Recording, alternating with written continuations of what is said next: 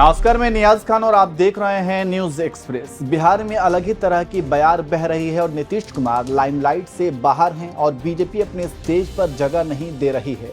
फिर भी जनता नाराज है। इसके साथ ही साथ बिहार में भूमिहार पहले लालू से काफी नाराज रहा करते थे, लेकिन इस बार लालू यादव ने भूमिहारों के लिए नई चाल चली है, जिसका रिजल्ट मोदी को परेशान कर रहा है।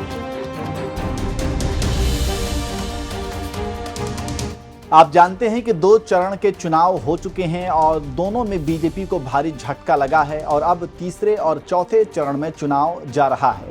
तीसरे चरण का चुनाव 7 मई को 13 मई को होगा और इसके लिए पार्टियों ने अपनी पूरी ताकत झोंक दी है, लेकिन बीजेपी के लिए लालू यादव बिहार में नरेंद्र मोदी के लिए मुसीबत बने हुए हैं।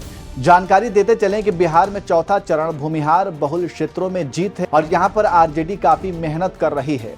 जानकारी की माने तो आरजेडी सुप्रीमो लालू यादव ने बड़ी ही चतुराई के साथ अपनी चाल में बदलाव कर दिया है। चौथे चरण के चुनाव में बेगूसराय और मुंगेर में बड़ी ही चतुराई से लालू यादव ने भूमिहार जाति से उम्मीदवार नहीं दिया है।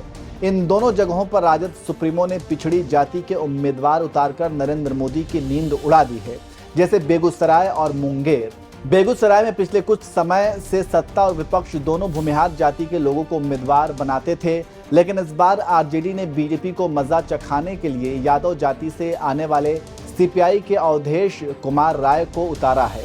जानकारों की माने तो लालू यादव इसे भूमिहार बनाम अन्य के रुख पर उतार दिया है, जिसका नतीजा दिख भी रहा है। इसी तरह मुंगेर लोकसभा सीट पर भी लालू यादव ने बीजेपी की चाल को गड़बड़ कर दिया है।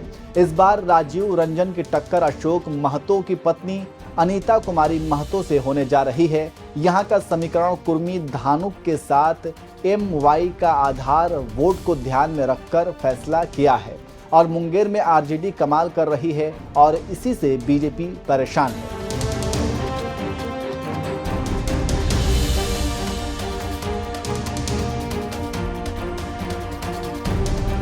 जानकारों की माने तो इन 2 लोकसभा सीटों पर लगातार हार से लालू यादव परेशान थे, इसलिए इस बार रणनीति बदलकर लालू यादव मैदान में उतरे, जो सफल हो रही है।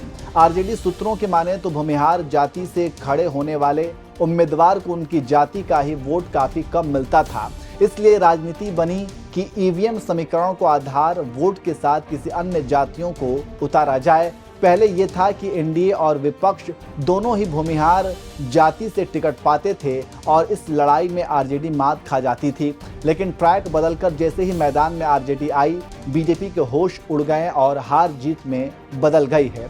बस इसी से कहा जा रहा है कि लालू ने इस बार मोदी को जोरदार सबक सिखाया है और लग रहा है कि इस बार बीजेपी की हार तय है। देखना होगा कि इस बार लालू कितना मोदी का खेल खराब करते हैं।